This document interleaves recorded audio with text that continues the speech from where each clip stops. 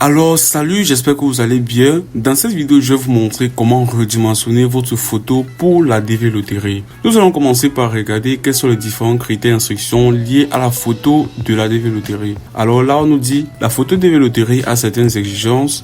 Elle doit respecter plusieurs conditions. Une photo DV Loterie valide doit être prise récemment. Si elle est ancienne, elle doit être datée de plus de 6 mois. Ok? Donc ici, vous devez avoir une photo qui a été au moins prise durant les derniers 6 mois au maximum. Elle doit avoir un fond blanc. Ok? Ça, c'est le deuxième point. Le positionnement de la tête dans la photo est aussi pris en compte. La photo doit être au format JPEG. Là, je suppose que vous connaissez le format JPEG. Ok? Et là, elle doit être carrée, elle doit respecter les 600 x 600 pixels de hauteur et largeur. Aussi, nous avons d'autres conditions ici. Donc, nous avons déjà vu ce format-ci. Elle doit être au format de fichier JPEG. La taille du fichier doit être égale ou inférieure à 200 kilo-octets. Dans un format carré, la photo, la hauteur, autant pour moi, doit être égale à la largeur. Et nous avons aussi déjà parlé de la hauteur et la largeur. Donc, voici le dimensionnement que nous allons respecter. 600 x 600 pixels. Donc, après avoir lu toutes ces conditions, ce que nous allons faire, c'est nous rendre directement sur Canva où nous allons redimensionner donc notre photo.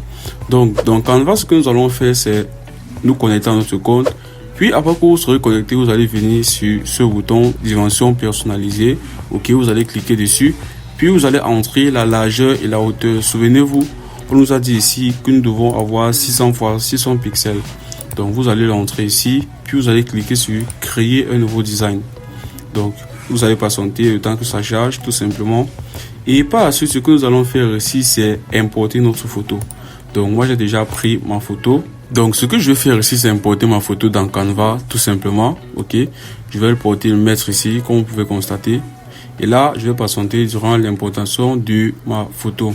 Donc, lorsque l'importation sera terminée, ce que je vais faire, c'est cliquer dessus, ok, et je vais le définir comme image de l'arrière-plan. Donc, vous allez faire un clic droit sur la photo et vous allez cliquer sur définir l'image comme arrière-plan. Donc, maintenant, ce que nous voulons faire, c'est relier notre image de telle façon qu'elle soit placée de manière centrale sur notre espace de travail, ok.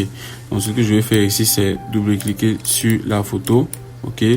Je vais agrandir pour qu'elle puisse être au milieu. Comme ceci. Ok. Je vais agrandir comme ceci. Ok. Donc là, je pense que c'est bon. Ok. Je vais juste un peu modifier ceci. Ok. Donc là, maintenant, je pense que c'est bon. Ce que nous allons faire après avoir redimensionné notre photo, c'est l'exporter. Donc, vous allez venir sur partager pour pouvoir exporter votre image que vous avez redimensionnée. Puis, vous allez venir sur télécharger.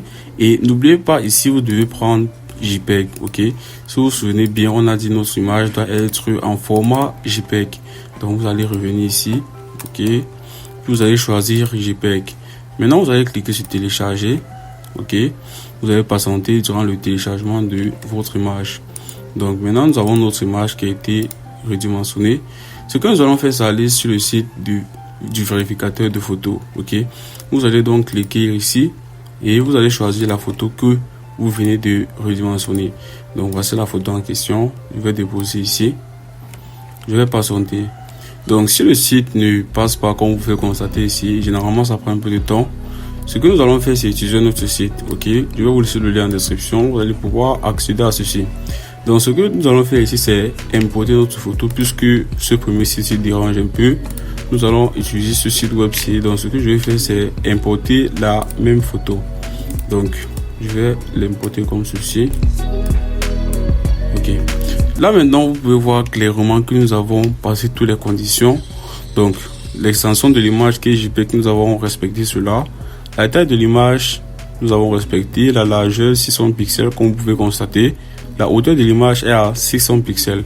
Rapport d'image, nous sommes à 1 sur 1. Ok. Et là, vous pouvez donc constater que nous avons donc respecté toutes les conditions. Donc là, c'est tout pour cette vidéo, les gars. Si cette vidéo vous a aidé, n'oubliez pas de lâcher un pouce bleu et de vous abonner pour plus de tutoriels comme celui-ci.